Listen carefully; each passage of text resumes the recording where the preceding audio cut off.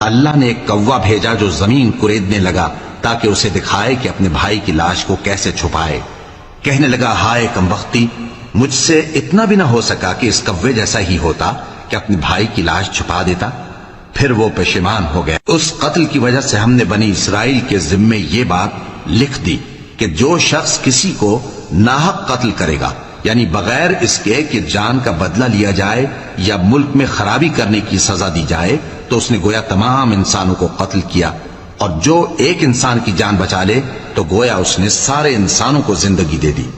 اور ان لوگوں کے پاس ہمارے پیغمبر روشن دلیلیں لا چکے، پھر اس کے بعد بھی ان میں بہت سے لوگ ملک میں زیادتیاں کرنے والے ہیں۔ جو لوگ اللہ اور اس کے رسول سے لڑائی کریں اور ملک میں فساد کرنے کو دوڑتے پھریں، ان کی یہی سزا ہے کہ بری طرح قتل کر دیے جائیں یا سولی چڑھا دیے جائیں، یا ان کے ایک ایک طرف کے ہاتھ اور ایک ایک طرف کے پاؤں کاٹ دیے جائیں۔